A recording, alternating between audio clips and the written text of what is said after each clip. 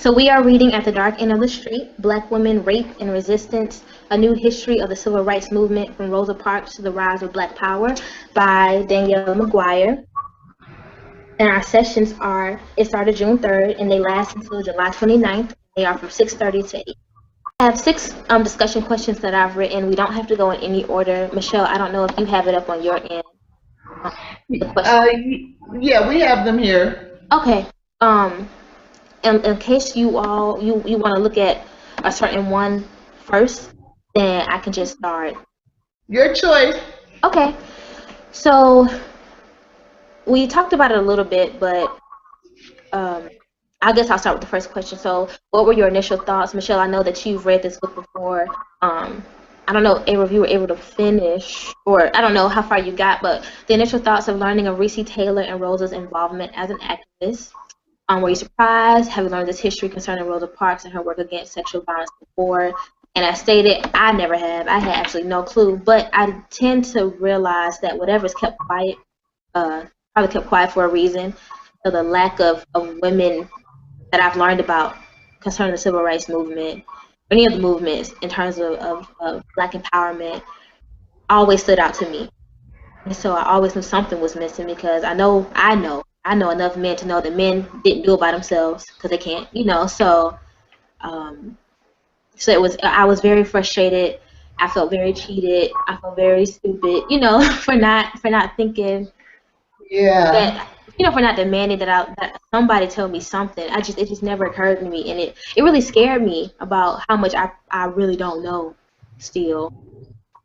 Yeah. So it was definitely an eye-opener. The first chapter in the prologue. Yeah. Well, don't be scared by that. You're going to be learning forever, hopefully. Yeah.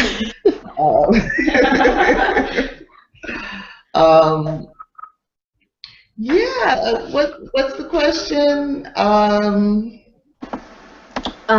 What were your initial thoughts of learning of Recy Taylor and Rosa's involvement, and were you surprised? Yeah, well, I had not heard of Recy Taylor's situation really at all. Actually, I had heard of her just recently. one of the things that Black Women's Blueprint does is an annual event called Mother Tongue Monologues, sort of like the vagina monologues with a Black woman's flair. And so we've done it for 4 years, and each year it focuses on something different.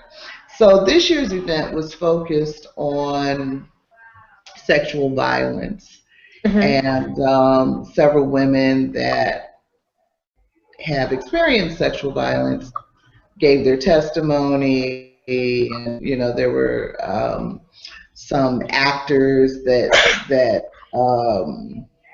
read different pieces, poetry, and all that kind of thing. So one of the actors did read an excerpt from this book about Recy Taylor. But at the time, and I'm talking just a few months ago, at the time, that was my first time hearing of Recy Taylor.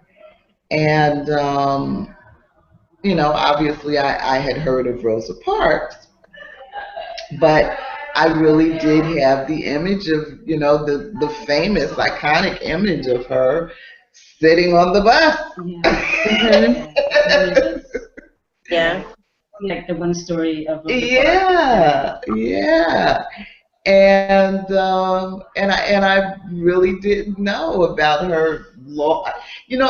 I did realize, I had learned somewhere along the line that really there was more to the story than her just being tired one day and we would sit down. But I got a lot more detail from this reading about exactly what kinds of things she was involved in, and so it was very illuminating. Yeah, and surprising. It kind of makes you wonder also, like, what other lies are there about being, the teachers have told us, what other lies about our own history has been eliminated from the educational system, or just continue to, Yeah, well, there's an expression, something about the lion, the lion telling the story. It matters who's telling the story, which is, I guess, one reason why it brings up feelings that we have this white woman telling our story. But, certainly we can't expect white women or anyone else to tell our story our way. So it was surprising, Randie. Yeah.